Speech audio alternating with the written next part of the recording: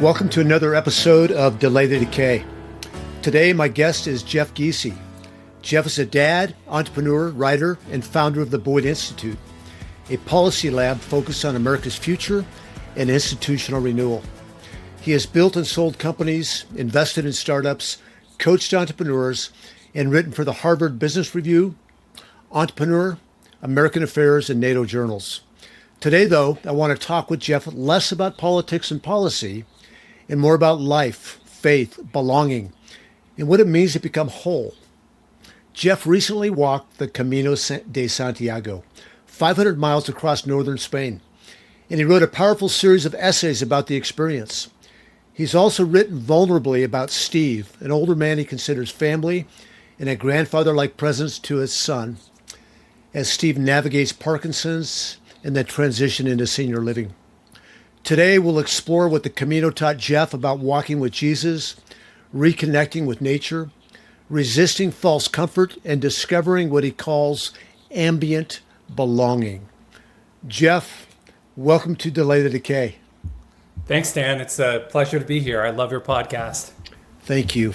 Thank you very much. You know how I was originally introduced to you was through Substack, and then through a podcast that you did with Aaron Wren. And I was intrigued with the concept of gerontocracy. Am I saying that right? Gerontocracy. Gerontocracy, and then also the long boomer farewell. But as you and I talked last week, we thought that there might be a more timely topic, and maybe sometime we'll have the opportunity to have you back on and talk about the long boomer farewell. Being I'd love a to. boomer myself, it's a really an intriguing subject to me. So, but let's just jump right into it. What's one habit or discipline that you've been trying to incorporate into your life to help you continue moving upwards and to the right? All right, Dan, I'm going to give you my main one, and then I'm going to cheat and give you a bonus one. Awesome. The main one that I've been playing with is I'm calling it service or ego. Like I try to have difficult conversations. I put ideas out there, and I screw up a lot. And one thing I'm trying to do is filter before I put something out. Am I doing this from a place of service, or is something else driving the bus? Like ego, or maybe I'm just in a bad mood or want to stick it to a person. All of that stuff can be in the car, but I want service to be driving the car. And so that's my habit. And I mean, you mentioned the boomer farewell stuff. I've been writing about these generational issues and how we can rebalance generational power. And there's a part of me that wants to be like down with the gerontocracy. And I have a chip on my shoulder towards boomers, even though I'm not that much younger, right? I'm a late Gen X. But I don't think that's really constructive. I have to check my ego out or my spite out and really ask what's going to be of service here. And conducting generational warfare isn't of service, in my opinion. Coming at it with a more conciliatory, positive sum approach is a lot more constructive. So that's an example of where I've put it to use. And then the bonus practice is writing personal essays. I started 2 years ago. I wanted to learn how to write personal essays that move people emotionally as well as intellectually. I'd done a lot of writing, but I never really mastered the craft of personal essays. And so like you, just like you're working the reps by doing podcasts, I decided I'm going to write personal essays every week or every other week. And so I've been doing that on Substack at jeffgiesea.substack.com. You guys can sign up for free if you want. And I love it because it just gives me space to work things out. I call it my free midlife therapy. It's Nice. Cheaper than therapy. Yeah. Maybe I overshare a little bit, but it's been a wonderful practice for me in my life. Well, you and I have not known each other very long, but what I'm impressed, honestly, is just your introspection, your humility. I've really enjoyed the 4 articles that you wrote on the Camino. So I would say continue to lean into that, man. It's Well, thank you. It's really helpful. The first thing you said about service, that sometimes we can be deceived as to why we do something. Is it really for our benefit, or is it for the servitude of others? Reminds me of a book that really marked me, written by C.S. Lewis, actually, called The Four Loves. and he talked about these four loves, and this one love called agape love, he called it give love. And oftentimes I will love or serve in order to get something back, whether it be affirmation or some other type of profit. But the true type of love or service is when we can do it for others, not expecting anything in return. We might get something, but to do it without expecting something in return. So thanks for sharing that. Yeah, and I'm not even there yet. I'm a couple steps back from there, which is like, how can I make sure I want to be a constructive force in the world? So how can I do that? And sometimes having a little bit of ego or a little chip can serve that function. I just don't want it to be driving the car. So that's just where I'm starting. That's just where I'm at right now. Yeah, I appreciate that. Well, let's jump into the Camino, this radical thing called the Camino de Santiago. And I had heard of it, but I didn't know what it was. And I have never encountered anybody that was crazy enough to do it. And my guess is that there are people listening as well who have maybe never heard of it, or maybe they've heard of it and they're not sure exactly what it is. So describe it. Everything from the route that you took, how far it was, where did you sleep, what did a typical day look like, however you want to talk about that. Yeah, well, the Camino de Santiago is a network of pilgrimage paths since the Middle Ages that all lead to Santiago de Compostela in northwest Spain, where supposedly the remains of St. James the Greater, an apostle of Jesus, was. And so these are, over 1,000-year-old pilgrimage paths. And one of the main ones, the most popular one, is called the Camino Francés, or the French route of the Camino. And that's what I took.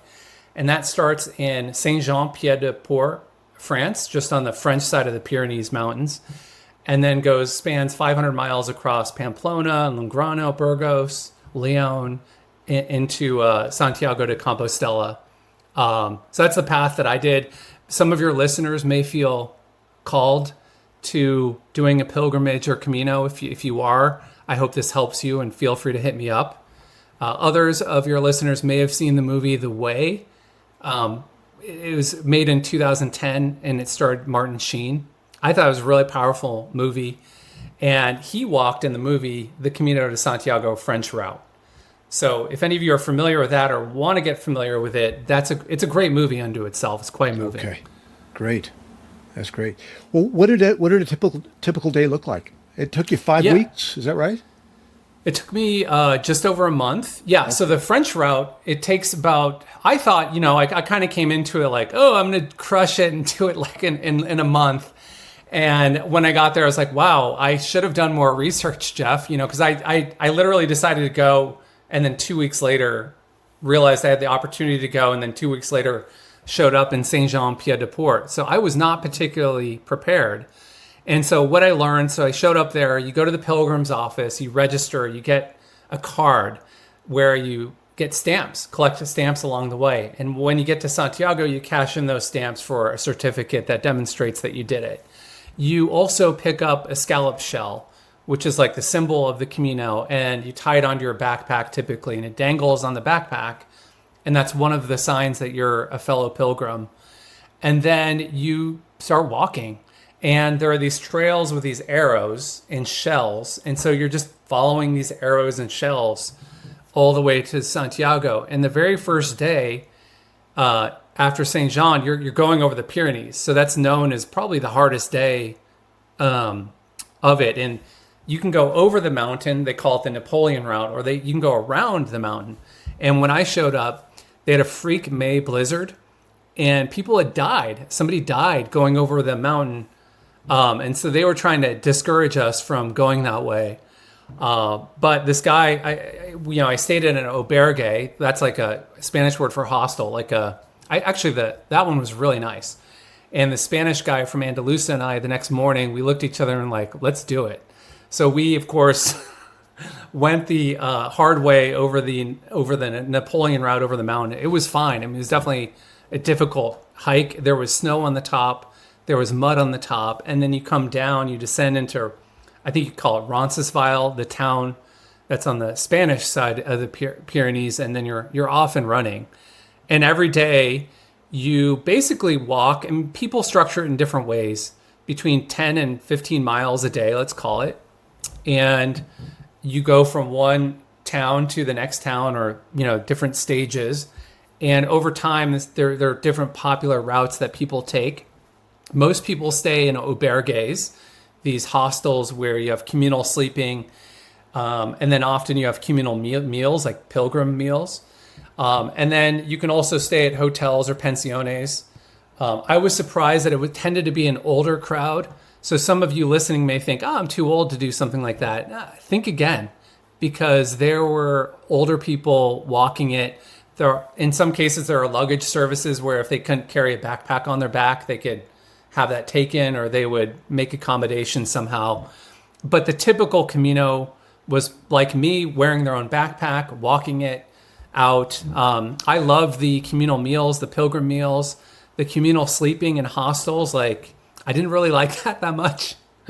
So I gradually stayed at hotels and pensions more and more. But you meet people when you do it, and it's not like it kind of felt like being in my 20s and staying at hostels around Europe, except that it was an older crowd. And even though I didn't sleep well, on bunk beds with a snorer next to me, you do meet a lot of people that way. And like I said, the pilgrim meals are pretty epic. So even if you're not necessarily a hostel guy or skeptical of that, I would try it at least a couple times just to get into the community of pilgrims and understand what that's like. Did you make reservations at these hostels, pensions, hotels as you arrived, or did you do that ahead of time, or what'd that look like? It's a great question, because the Camino de Santiago is more traffic than ever. These have grown really popular. In fact, one of the questions that I was holding, kind of a journalistic question, was church attendance is at a historic low, Camino walking's at a historic high. What's going on? So that was like a question that I held throughout it. And I showed up in mid-May, which is a popular month. May and September are probably the most popular. And I just showed up like kind of clueless. I literally made plans as I went. But as I went along, I learned that, gosh, there's nothing worse than walking to a town and not finding a bed, which happened to me multiple times. So I would typically try to book 3 or 4 days in advance. And there's an app called booking.com that had all the albergues and pensions that made it pretty easy to do. Some people booked the whole trip in advance and knew the exact route. I like a little spontaneity, and who knows, maybe you want a rest day. I just didn't know what I was doing. So for me, it was great to just show up, and then I did book like 3 or 4 days in advance.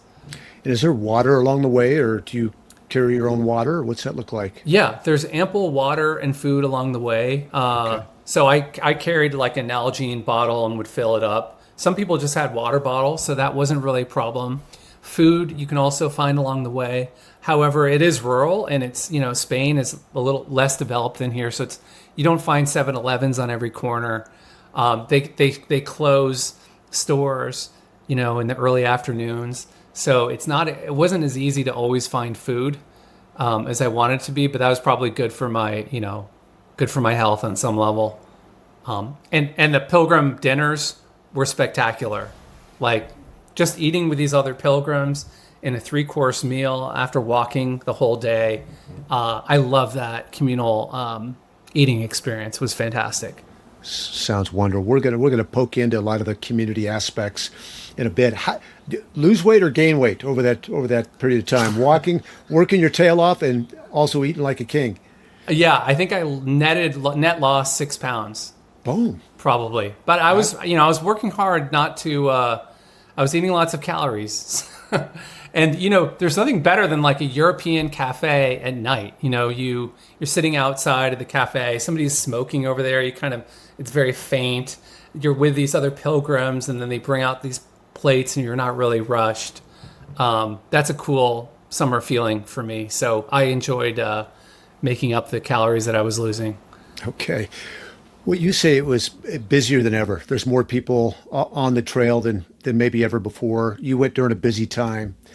So you could have went on any vacation to any place in the world. You, but you decided to do this, and it wasn't premeditated over a 2-year period of time. It was spontaneous within about a month or less. What was going on, Jeff, that drove you to do this radical pilgrimage? Yeah, I was at this point in my life where, I moved to Florida during COVID and, and I've settled there, and now 5 or 6 years later, I'm starting to evolve into a new chapter, and I'm not sure what that looks like. And I've written about belonging and convenience and frictionlessness with technology. And I realized my life was getting like almost too easy and too atomized, for lack of a better word. And out of that, I felt called to pilgrimage. And that sounds weird. I can't even explain why or what that is, but I felt called to pilgrimage. And, I remember watching the movie The Way like 15 years ago. And ever since then, it's been on my bucket list to walk the Camino de Santiago, but I hadn't really thought about it. And then suddenly it was on my mind. I was like, wow, I could do this. And my kid was going to summer camp for 4 weeks. I could move my schedule around, and a light bulb flashed, and it was like, how many times in my life do I get to do a pilgrimage, and will I feel called to do it? And I bought a plane ticket that day and left 2 weeks later. Wow. Yeah, and it was you've been thinking about it for a long time, but it was just time. I believe that at least one of your listeners is feeling called to pilgrimage. And if you are that listener, maybe it's you, Dan, I would love to share my experience and would be happy to debrief. And hopefully this episode will help out too. Yeah, I think it will. It's all. I mean, just reading your articles and having this initial dialogue, I'm not turned off by it. I'm actually leaning into it. Go what's missing in my life, and what might I learn about myself, and this world that we live in by unplugging, so to speak, for 5 weeks. One of the things I learned about was there's this anthropologist called Victor Turner from the 60s and 70s. A lot of like woo-woo type people, I think, like him. He did anthropology of rites of passages, and pilgrimage is the ultimate rite of passage. And he had this phases where you cross the threshold, and then you enter the liminal space, and you lose whatever status was there before is gone. Now you're a pilgrim among pilgrims, and you're entering this rite of passage. And then the final phase, when it's over, there's reintegration. And so if you think about cultures, especially in the formation of a man, young men into men, or just rites of passage in general, they all have these different stages that one goes through. Mm-hmm. Yeah. Your very first essay on the Camino, you titled it "The Selfish Pilgrim," which is just really a compelling title. And how did you wrestle with the tension of doing something that felt selfish while at the same time something that was deeply necessary? Because you have a 7-year-old son at home, you have an elderly friend that you cared for, you had all kinds of responsibilities at home, yet you felt the need to be your words, to be a selfish pilgrim. Yeah, it's, in writing, it's boring if there's no tension, right? So I've learned in essays, like, find the tension and shine a spotlight on it. And often that's like where my personal therapy comes in, like, let's unpack that. And so I thought, gosh, why does this feel selfish, and why do I need to do it anyway? And my son was graduating from 3rd grade, and his school is a lower school, ends at 3rd grade. So I missed his 3rd grade graduation, and that was a sacrifice. But I made sure everything was set up and so forth. And then my friend Steve, who I've been, helping caregive, we moved him. He has advanced Parkinson's, and we moved him into senior living. And once that was in motion and done, I felt like I could go. And and in both cases, I got their buy-in and support to do it. And then I kind of wrestled with it that way. And I think I'm a better, and maybe this is a cope, I'm a better parent and person and caregiver if I can charge my batteries. And going off and doing a pilgrimage and traveling like this definitely charges my batteries. And then I think intellectually, I would argue all pilgrimages are selfish, and that's a good thing on some level. Yeah. No, I think that's helpful. It's even in the small things. I know parents that feel guilty about going on vacation without their kids or doing X without their kids. And the reality is that they're better parents when they come back from it. And that could be selfish, right? We're doing this for our good. But whenever we do something that is selfish for our good, it's going to benefit our other spheres of influence, whether it be our business, our writing, our kids, those we're caring for. I like to think that this experience, and again, maybe this is a cope and a story I'm telling myself, but I do like to believe this experience will serve my son and my family and responsibilities better. Yeah. Have you seen that play out in some ways already? Yeah, one example is while I was there, when we moved to Florida, I bought a place sight unseen, and it's a townhouse. And it has a lot of space, but it doesn't have a yard. It's in a great location from an adult standpoint, but it's not a kid-dense neighborhood. And while I was walking, that was already on my mind, but I didn't realize how badly I needed to be in nature while I was walking. And I wrote an essay on this, as you know. And I researched, while I was doing that, I was like, that's weird. I was expecting to have these fancy revelations, and instead it's like, I just like being in nature right now. But I did research it, and I realized the average American kid, has only 4 to 7 minutes of free play outside. And, I'm Gen X, like probably the last generation that had somewhat of a free range childhood. And I've always wanted to give my kid more free range. So one immediate takeaway is like, I need to move to give my son an environment where he has more unstructured free play outside, whether that's near a park or with a yard. I need to move and solve that. That's one way, direct, immediate way it's impacted me. Second way is the faith journey, which, I think we'll talk about, but I'm not sure how that's manifesting quite yet. Yeah. Well, let's talk about this whole this comfort, convenience culture that we live in. You talk about there's a comfort that restores us, and then there is a comfort that diminishes us. What do you mean by that? Yeah, it's a tension. If I order in my entire life on Amazon Prime, that is awesome. That's super easy. Like, I love automating that stuff, right? Like, order Amazon, order Uber Eats, order groceries, like how we lived in COVID. That can be really convenient at times, but it can also lead us to be more and more atomized and to do the easier thing, satisficing, which means like rather than doing the optimal thing, doing the easier thing. So rather than going to the college class, watch the lecture online. Gambling is a big problem right now. A lot of men in particular have gambling debt. Part of the reason is because they're gambling from their phones instead of having to go to the racetrack. So I'm an introvert. I can isolate, right? And so I started to see this tendency in me where everything was becoming like really easy, and that can be really good. I think reducing friction of like, I don't like going to the DMV, like let's reduce that friction.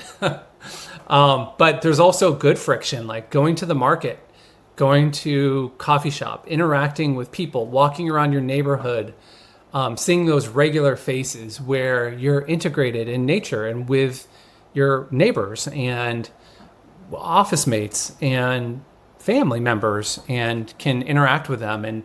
And the ultimate friction. So I came up with this idea of like chosen friction. I kind of was like, well, frictionlessness is this watchword in the AI world, but I realize that's dystopian. If we're purely frictionless, what does life look like? It looks kind of sterile. So what does it look like if we take friction that's good, but then invite friction, take away the friction that's bad, but then invite the friction that's good? And I call that chosen friction. And for me, doing a pilgrimage was like the ultimate act of chosen friction, because I'm walking, like I'm interacting with other pilgrims, like I have dirt and dust, I'm in the elements. I'm like finding a place to stay every night, sometimes sleeping next to a snoring person that I want to like murder because they're disturbing my sleep. But it's the ultimate act of friction. And I don't know, with all of those ups and downs, was the Camino fun? No, but it was one of the best things that I've ever done in my life. Does that make sense? So how often? Yeah, so I'm wrestling with this idea of friction and when is it good and when is it bad? Yeah. No, it doesn't make sense, but I know it's true. Somebody once said that you want a hard life, take the easy road. You want an easy life, take the hard road. And there's some universal truths in that, whether it be working out, whether it be what we eat. I've got one daughter, I've got two daughter-in-laws, and I love them. They rarely step foot into a grocery store. It's always order online and pick up in the parking lot. And I get it. They got kids in the car and that type of thing. But I wonder what we're missing when we're going to always hitting the drive-through rather than choosing intentional discomfort by walking in, standing in line. There's a guy I listen to by the name of John, what's his name? John Mark Comer. And he's a pastor guy up in the Northwest. He's talking about we're always in a hurry. And he said, we need to break ourselves of that. And he gave a couple suggestions. He says, one of the ways to break it is when you're on the highway, stay in the right lane. Drive the speed limit. When you're at Costco, choose the long line. And just relax. Like choose discomfort. Because we need to be trained. I need to be trained out of it because I'm always choosing the optimal, most efficient way, and that's not always bad. But I really love it. There's there's something there. You can see my body like wiggling when you were talking about. I was like, driving the right lane. I'm like super efficient, right? Yeah. So I really relate to that, and there is something to that. How do we be present? And we talk about our kids, like you can't protect them, like facing adversity. Giving them room to make mistakes, letting them interact with the world. These are all keys to their growth. They're also keys to our growth, right? And some of our I don't want to sugarcoat like bad experiences at all, because that can be toxic positivity. But in all seriousness, a lot of things that form us are, mistakes or bad things that have happened that have shaped us. One guy I spoke to was a former Jesuit priest on the Camino. We had this great conversation, and his whole theme is, he said, the wound is the way. And I thought that was quite powerful. Yeah. There's something about, like trials in life. At this stage of life, I'm going to be 69 in August. And I've had some trials, and I've actually caused some trials for other people. And I look back at some of the hardships in my life, and I wouldn't want to repeat any of them. But I'm thankful for them because of what I learned, and I think if we continue to move away from comfort, what's that going to do to our society? What's that going to do to our culture? And you brought up a great tension. Like I know you're a big fan. You're not afraid of AI. You're a fan of technology, as am I. There's great uses of it, but also, it's optimizing our life in ways that we're not thinking. It's as you said, I'm very pro technology. I like to lean into the future. That's kind of how I define myself. And at the same time, that there are issues, and I think of like Brave New World. There was the 1984 form of dystopia, which was like the surveillance state. It's basically Stalinist, which was interesting that Orwell wrote it after going to Spain in the Civil War as being, he saw the bad side of communists. Whereas Huxley's Brave New World was about being seduced, placated, comforted. And I think that's a bigger threat with technology, is that it makes us so comfortable and things so easy. And gosh, I'm already addicted to dopamine, right? Like we're just all these dopamine addicted people. There was an essay I wrote there's this philosopher called Nick Bostrom. He's a Swedish guy at Oxford, and he's written a lot of books about AI and philosophy. And he used this great metaphor in a podcast I heard, and I wrote an essay based on it. It's called Apes with Unlimited Bananas. Interesting. Like, right. Like, are we apes with unlimited bananas? And throughout human history and evolution, our biggest problem has been scarcity, not abundance.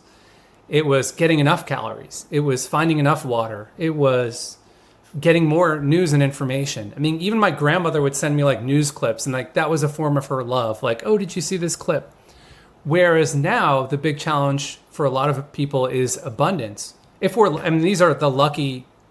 I don't want to say because there are people who are hungry and still are in scarce conditions in the world. I'm not trying to minimize that, but for many people, abundance is the big problem. The problem isn't getting calories; it's losing weight. We live in an era of Ozempic, right? The problem isn't getting information; it's curating it. The problem isn't getting access to entertainment; it's like cutting it off.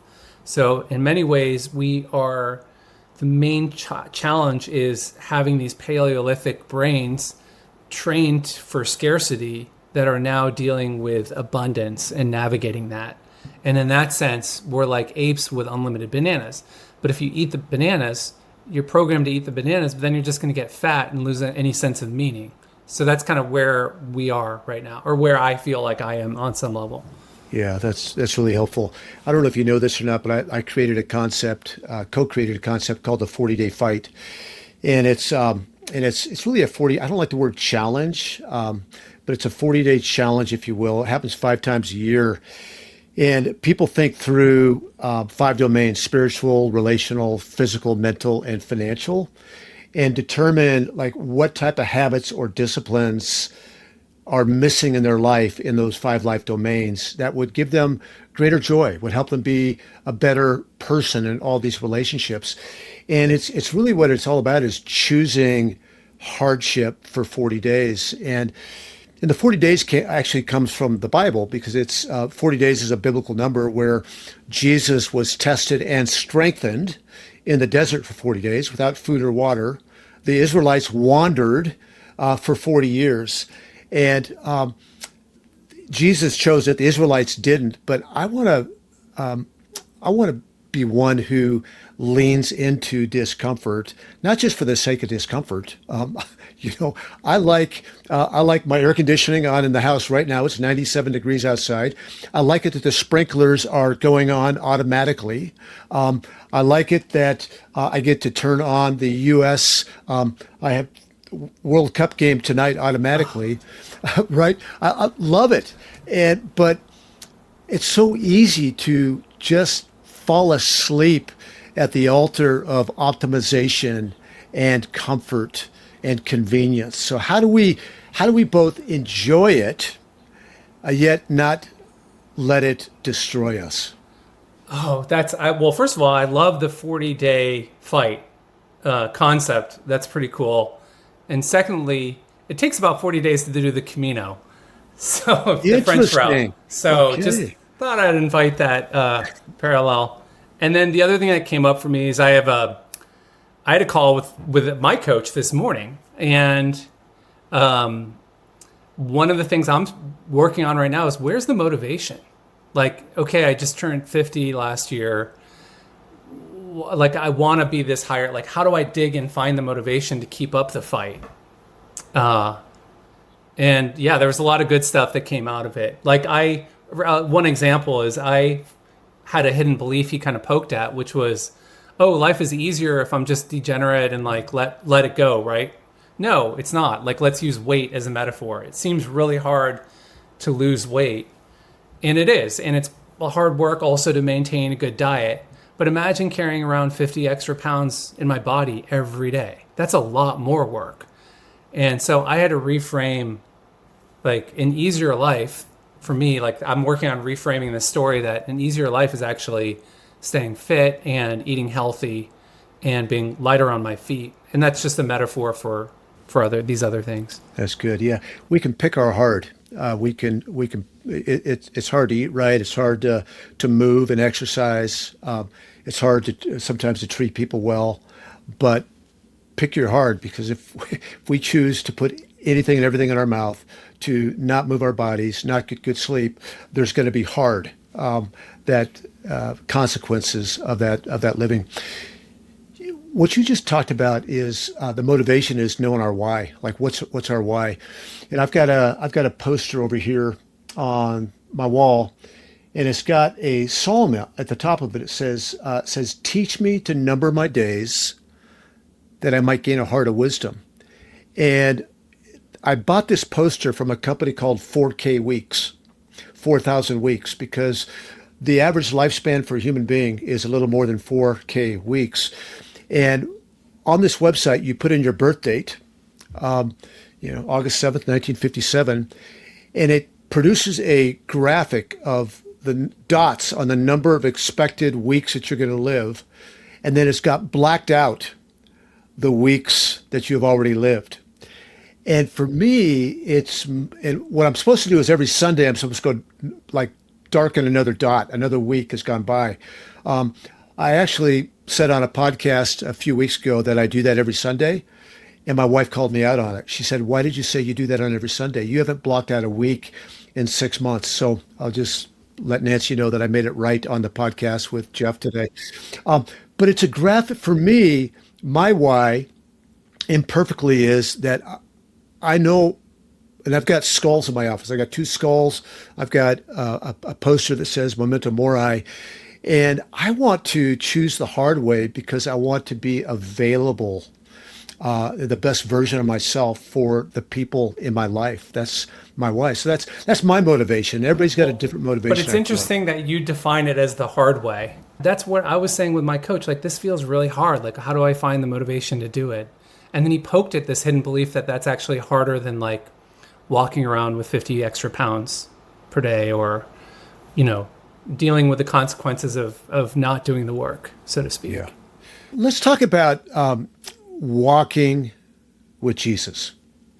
One of the most compelling parts of your 4-part series of the Camino story is that you started with some, and maybe still have at some level, some skepticism around Jesus talk, but eventually found yourself on the Camino saying, "I'm trying to walk with Jesus." You also felt like you didn't feel converted as much as feeling accompanied, that you're walking with Jesus. What happened on the Camino that made you feel different about this person, Jesus? Oh, yeah. I mean, I didn't go there. I went there spiritually open. I didn't go there like with faith. I was not leading with faith. I was raised Mormon. I'm culturally Christian. I send my kid to Sunday school, but I'm not really, I have a chip in my shoulder about institutions and dogma and organized religions and Jesus talk. But my heart is open. And the very first night I was there, we went around. I stayed at this wonderful place, and we went around the table, people all over the world, about 15 of us, and we were like, "Why are you doing the Camino?" And people were like, "Well, I want to do this big challenge. I want to, lose weight. I want to go into nature." And this one guy, Australian guy, said, "I want to walk with Jesus." And normally I would have been like rolling my eyes internally, like discounting that somehow. But that's not. I'm not proud of that. That's just true. But in this case, something opened up, and afterwards I went and talked to him, and I was like, "Are you Catholic?" And he's like, "No, I'm Pentecostal." And we got chatting. But ever since that interaction, it just stuck with me, like, wow, he's walking with Jesus. The way he said it so innocently and sincerely and humbly. And I forgot about that and was walking the Camino. And then over time I thought, well, maybe I could walk with Jesus too. That's ridiculous. Then I was like, that's ridiculous. And over time, there's something about walking, the kinetic act of walking in heat and exhaustion, and sometimes demoralized, wondering what the hell am I doing here right now, that every cell of my body became more open to receiving something. And so I think there's really a kinetic act of faith, like walking it out. Like, I can't think my way to walking with Jesus. I can walk shoulder to shoulder. And so, long story short, I was, in the Meseta. That's like the middle stretch of the Camino, like the Nebraska where everybody gets demoralized. And I was like, why am I doing this? I did not realize it was going to be this long. There's a heat wave coming through. I could be on a beach. Get me the heck out of here. I don't want to sleep in communal sleeping ever again. I was really demoralized. And, part of me wanted, and I was alone in a foreign country. And one time I was walking, I think it was like walking in this town in this beautiful setting. And I put on my earphones and I was listening to a song, and it just I just started crying a little bit. And I felt like a little bit of a spiritual pull towards Santiago. And so I felt like my armor was getting pierced a little bit, like as much as I was trying to be, tough and like, oh, there's no, whatever. I felt spiritual. And there I was walking on this ancient path, 1,100 years old. Ancient ruins of monasteries, hospitals. I was walking, this was hard. And I was like, how did people in the 10th century walk this barefoot with they didn't have the same infrastructure. They had bandits attacking them. They had diseases. Like, what kind of faith did they have? And over time, my heart just kind of cracked open. At one point, I just had a breakdown and I almost quit. And then when I got to Leon, I decided, no, I'm going to do this my way and I'm going to finish. And I'm going to make this my Camino, whatever that means. And then after that, the joke is the first leg is physical. The second leg is psychological. And the third leg is magical or spiritual. That's exactly what happened to me. And by the time I got on the third leg, I just started having these random conversations that were spiritual in nature, and somebody would pop up and it was just the conversation that needed to have. Like this one guy who was Dutch and very Christian, but not affiliated with the church. And he talked about his personal relationship with Christianity. Another conversation was with a Jesuit who used to be a Jesuit priest and now is not. And we talked about our different struggles, and the wound is the way came out of that. Another guy I talked to was, he was a professor at a college leading students on this last part of the Camino, about my age, really cool guy. And turns out he's from Northern California and was raised Mormon. So after we were walking for a while, we figured that out and we spoke a common language. And he and his family left the church and walked the Camino, and he considers himself an atheist now. And he was the one who I said, well, maybe the Camino is your new religion. I was kind of joking. And then when it was my turn to talk, I said, I think I'm trying to walk with Jesus. And that was the first time I really said that declaratively, earnestly. And there was a little hedge in it. I mean, I was trying it on. And, my heart cracked open. I tear up a little bit even thinking about it. Mm. And I realized, strip away the dogma, the institutional stuff. This is just for me. I don't mean to offend anybody. Strip all that away, and there I was walking with Jesus. And that's kind of the seed of something that I can do. And shoulder to shoulder. And as I walked into Santiago, at the very end, I expected to be super triumphant, yeah, I did it.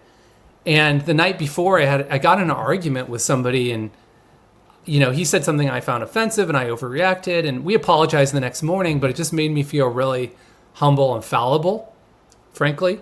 And that fallibility, probably in hindsight, was the perfect state to be in as I walked into Santiago, because rather than feeling triumphant and I did this, I felt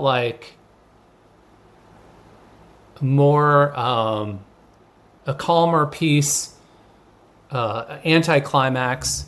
Later that night I sat down on the plaza facing the Cathedral of Santiago, and that's where I reflected on it. I thought, I don't really feel converted. I do feel like I'm not alone. That's great. You had said that it was a seed of something. The seed of something. Do you have any? Now that you're back, is that seed still there? Is it something that you feel like you need to water?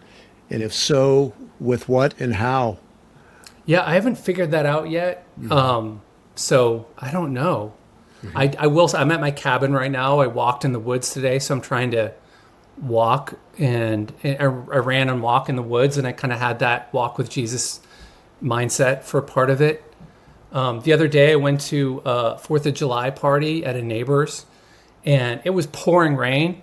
There was like a summer storm, and I showed up completely drenched, and I didn't know these neighbors. We were just there. It's at my cabin, right? They're like a mile away, and I showed up, and I was like, oh my gosh, this is so embarrassing. I had like 2 bottles of wine, and I was drenched in my white polo and like American flag shorts.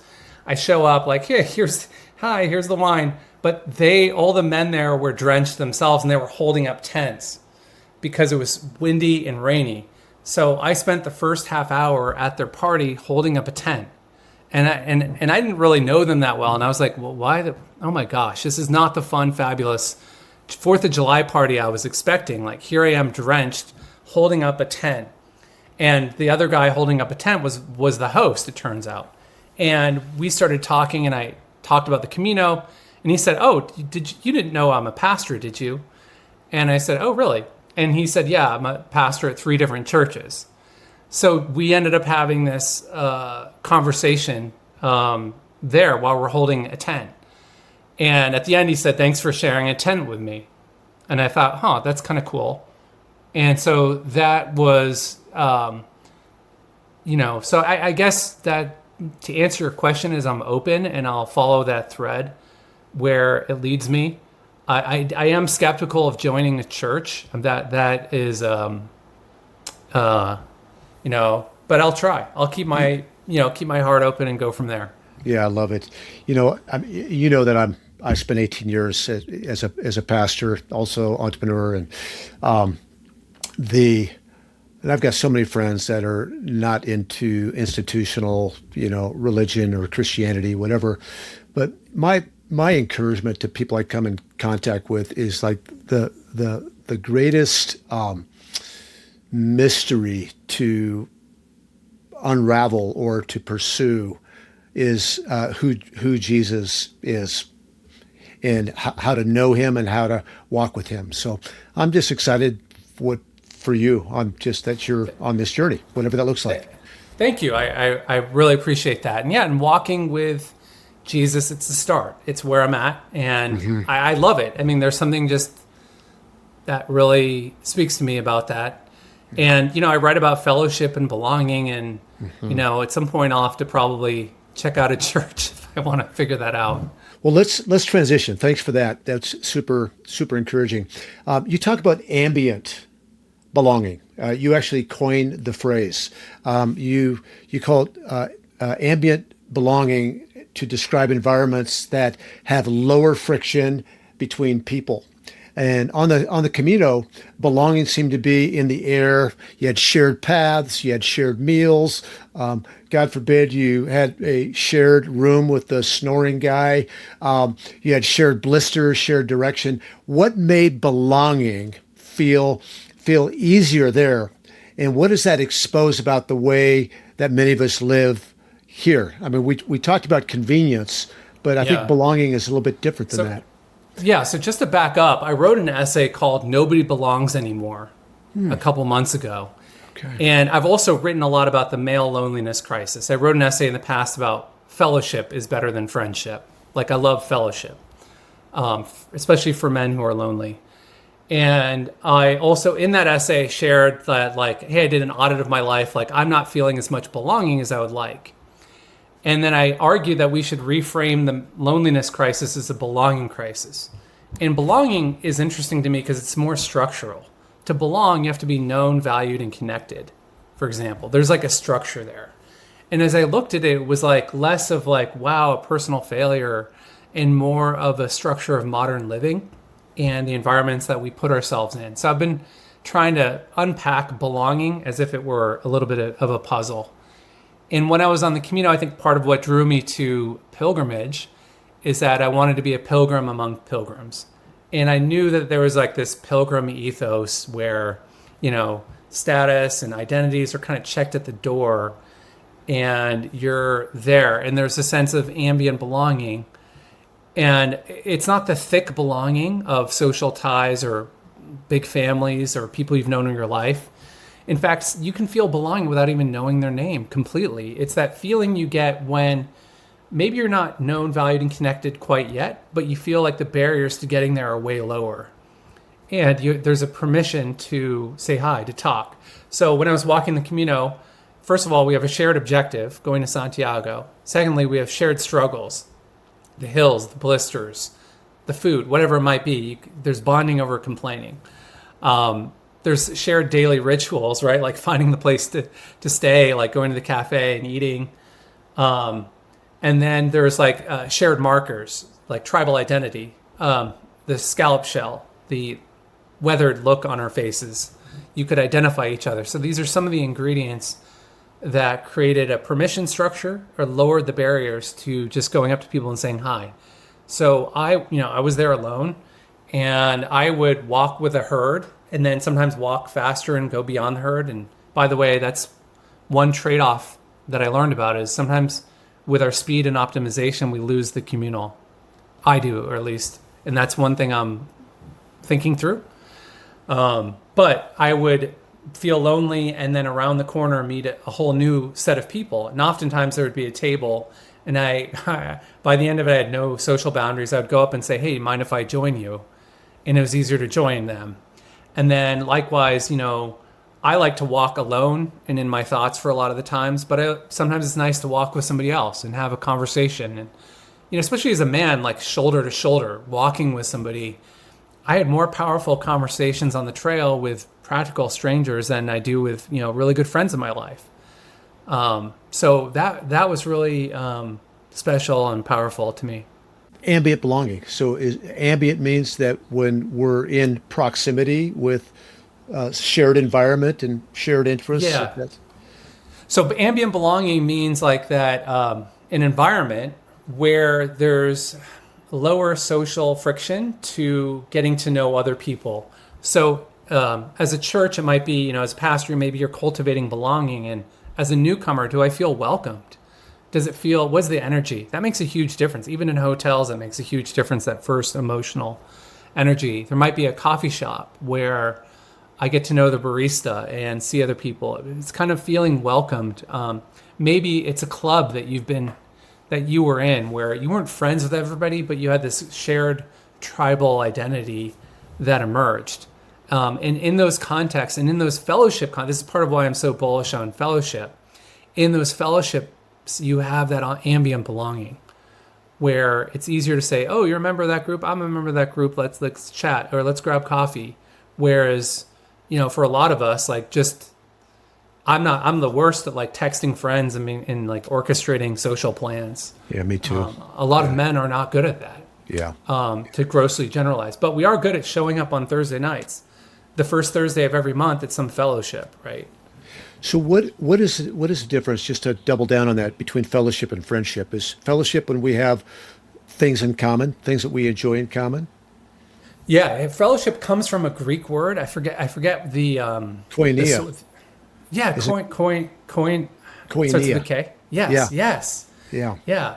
And I'm trying to remember. It's been a while since I wrote that article. Well, friendship is obviously one-on-one, and you have like a certain thickness of social ties.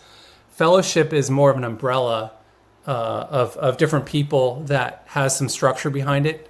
So friendship, if we were friends, we might not have a structure on it. Fellowship kind of has a structure. It's like a fellowship of a shared focus, maybe a shared meeting time, a venue that we regularly interact at. It has that kind of structure and then a lot of loose ties within it. And my contention is that, especially for men, just saying go make friends isn't really that helpful to a lot of men. But if you go and join a fellowship where the barriers to getting together are really low, that's an environment where it's a lot easier for organic friendships to emerge. Yeah, that's really good. So I love fellowship personally. It makes me think of we're talking right now in World Cup season, and I'm really into the World Cup. Me too. Are you enjoying it? Yeah. I looked at the Mexican fans and I was like, damn. I was like, darn, those guys have ambient belonging and Azteca. Unbelievable. We went to a game in Kansas City a couple weeks ago, and it was two countries I know nothing about. It was Ecuador and Curacao. And Curacao is the smallest country to ever make it to the World Cup, 158,000 people in that country. The town I live in up here in northern Colorado has 200,000 people. And we walked into this Kansas City stadium with 76,000 people. And like immediately, like I got goosebumps and I teared up because everybody is here united with their differences aside in fellowship around this crazy game called soccer and this crazy event called the World Cup. There's 104 games from start to finish, 104 games in the World Cup. That's 104 Super Bowls. They average 80,000 people per game. But there was just I didn't know a soul there. And I didn't know their songs. I didn't know their chants. I could hardly hear, but I felt like I belonged there. I love that you mentioned that because, after I wrote it, I got obsessed with the World Cup myself. And I was like, why didn't I use this as an example? Because if you break it down, it's a perfect example of ambient belonging. And if you compare it to some of the attributes of the Camino, like let's just walk through that. Like let's pretend like Norway. Norway winning was awesome. Okay, they have a shared objective to win.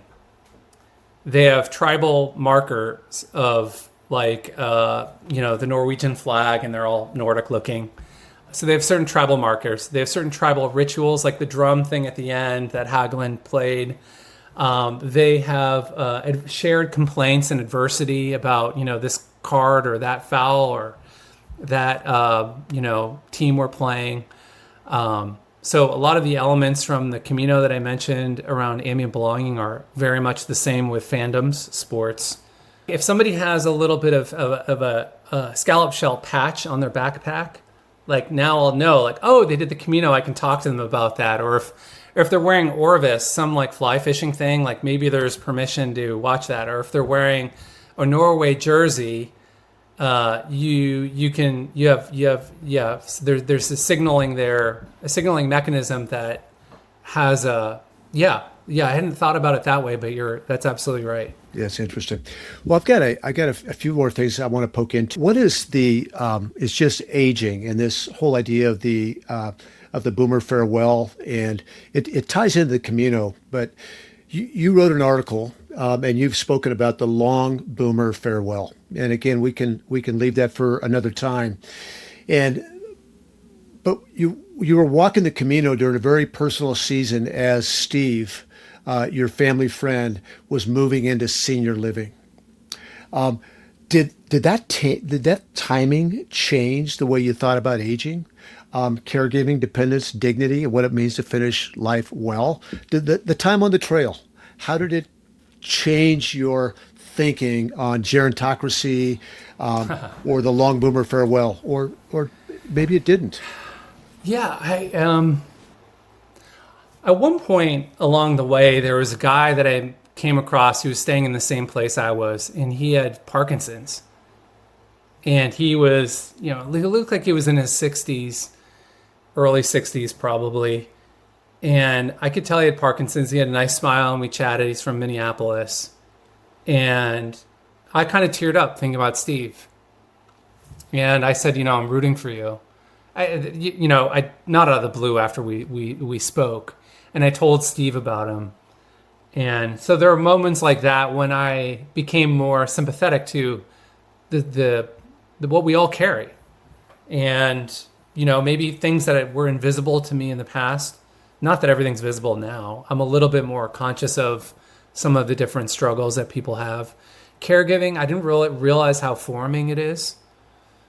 Basically, I told Steve, I said, look, I'm going to be there for you through every step of the way. I'm not going to be your nurse. I'm not that guy, but I'll hire the nurse. I'll make sure you're taken care of.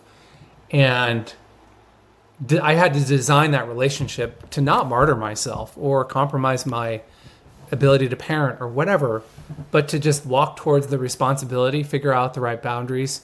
I realized I'm loyal, and I never really saw myself as like, I'm not patient, but I am loyal.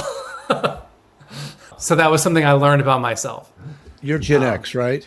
Yeah, young Gen X. Young Gen X. So how that relates to the long boomer farewell. So these essays, just to explain a little bit, I realize that demographic change is a huge issue for all these advanced democracies.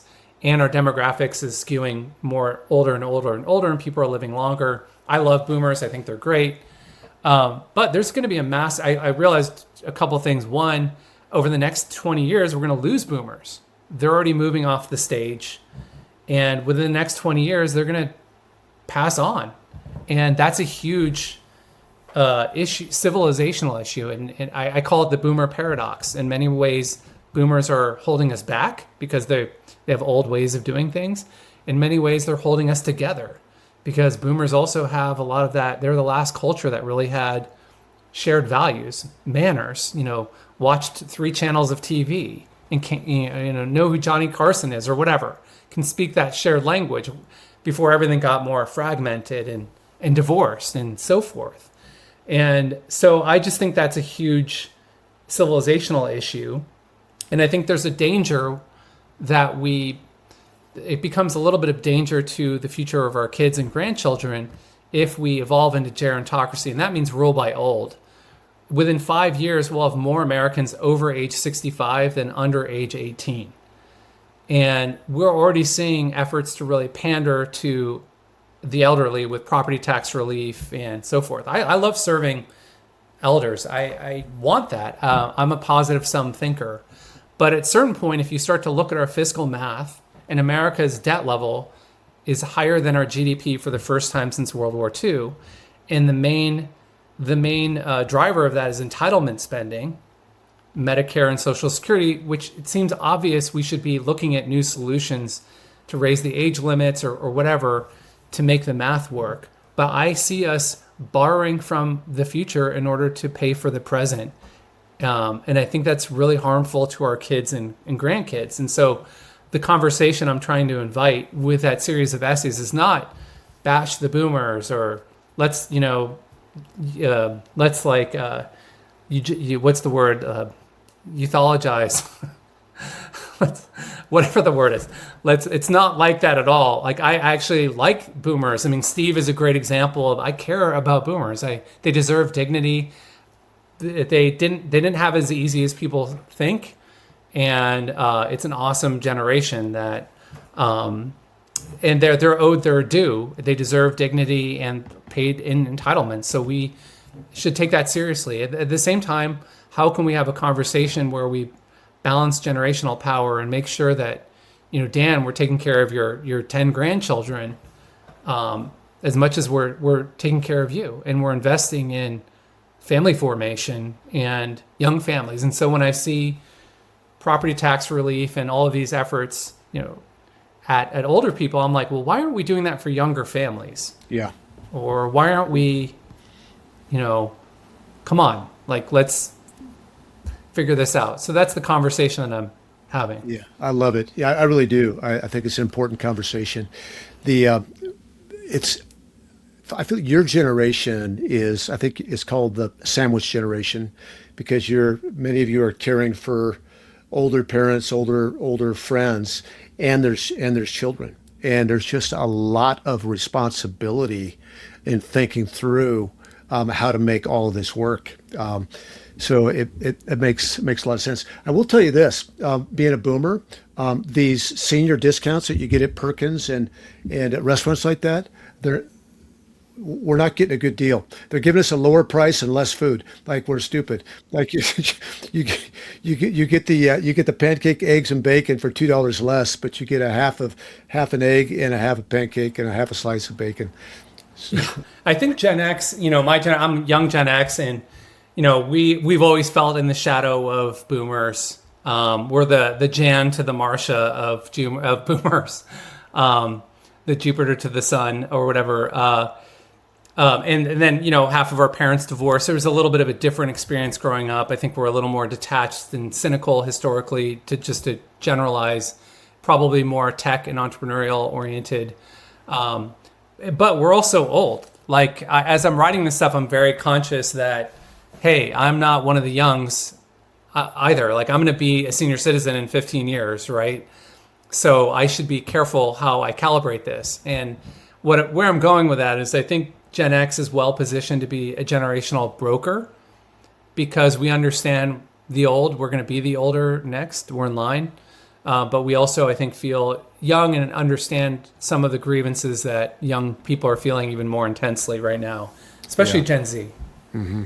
Well, I love that you speak to it with both compassion and truth. Compassion and truth. Those sometimes there's we know this in politics, right? You can lean so far to compassion that we're not being realistic about the future, or we can be so hardened about the future that we're not really caring about people. And it seems like you're really fighting for that middle ground. So back to my my lesson at the beginning, ego. Yes.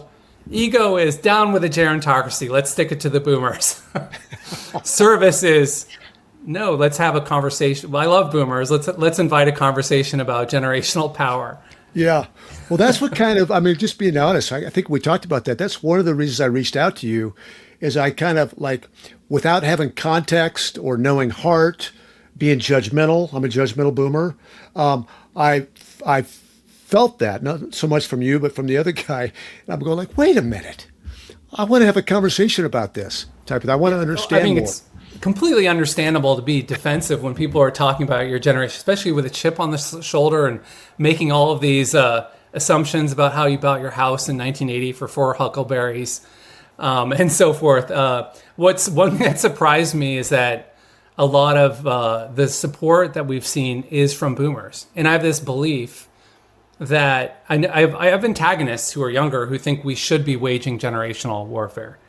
And I tell them, no, you're not going to achieve anything without boomers themselves. Like, you need to enlist boomers. They're the largest electorate to think about their legacies, their grandchildren, and their own concerns, and make it conscious that just these issues that we're working through as a country and as a lot of advanced democracies are. Yeah, it's a complicated conversation. I'll just be about the last thing I say about it. But an organization that I led, we talked about transitions and the older leaders stepping aside so the younger leaders can take over. And the younger leaders talked about how they need to take over. And what I would encourage them, what I encourage my peers is that it's up to us to step aside. It's not up to the younger generation to push us out of the way, but to operate with humility and care about the next generation and set them up for success. And that'll take some sacrifice on our side, the boomer side.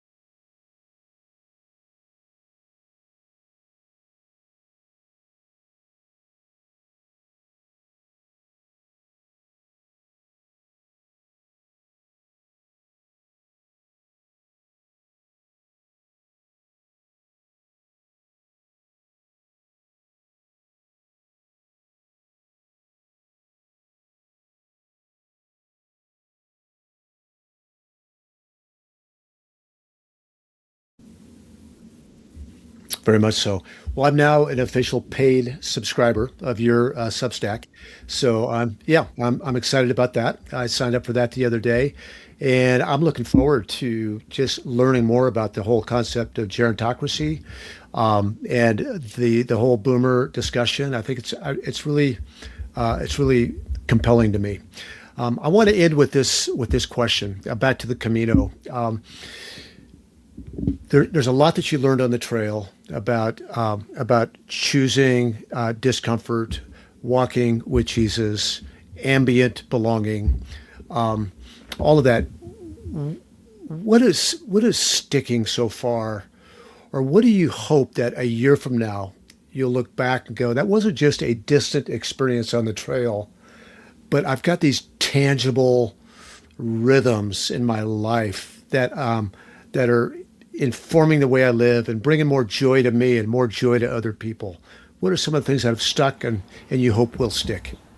Yeah, well, I think one thing, I want to back up and go a little abstract, because I think it will serve your listeners a little more, while allowing me to evade the question. There's a period back to the rite of passage literature. So from Victor Turner, he says you go across the threshold, you're in the liminal space, and then afterwards there's integration or reintegration. After you rite of passage, you go back into society and then reintegrate. So part of why I wrote those essays was my reintegration.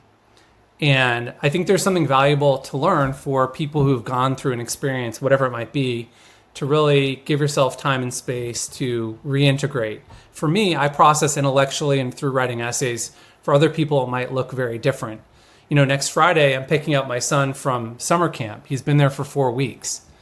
His first time at sleepaway camp. And now I'm thinking reintegration. How do I teach him about reintegration and these types of questions? So I think at a meta level, I've learned about reintegration in terms of how I'm doing it, what I carry forward. The things I've written about are seeds, and how will this affect me in a year? I kind of want to go back and walk it again. And I feel like I'm a, Pilgrim pilled. I want to go do it again. It definitely opened things up in me, and including things I have yet to discover. Mm-hmm. So I'm not sure exactly what form that those things will take, but I think my essays give a hint of the direction. Very much so. Yeah. Next time you go, would you bring your son or anybody else with you, or was it just too valuable to do it alone? Well, it's so valuable. I'd love to bring my son someday. I think he might be a little young to do it. So maybe for parts of it. But yeah, when I think about it doing alone. I need that alone time. Probably a flaw on some level, but I like it lit me up, and I would love to share that with my son someday. Yeah. Well, Jeff, it's been a joy getting to know you. I'm so glad that you said yes. I'm already a fan of your writings, and they make me think. They challenge me. So I just wish you the best in all that you're doing. I know you're a big impact kind of guy, and I pray that you'll have the impact on people and policy and politics, and just the way people live and the way that you really desire. So just keep up the good work. I really appreciate that. I went through some painful experiences, but I really, want to be a constructive force in the world, and that's what I'm trying to do, and have spicy hot takes on politics and culture and everything else at the same time. So got to keep things interesting and fun. I love it. Yeah. Well, if people want to follow you, how can they best get to know you and follow your story? I would say my Substack. Go to jeffgiesea.substack.com. You can sign up for free if you choose to pay. There aren't really benefits. It's just a patronage thing, and I always appreciate that. But free is fine. And if you can include a link in the podcast bio, that would be fantastic. And then feel free to message me if any of you guys are thinking about doing the Camino de Santiago, or if I can help out in any other way. And very Dan, good. This has been fantastic. I really admire your work. Thank you. And it's a pleasure to get to know you as well. Yeah, thanks so much, Jeff.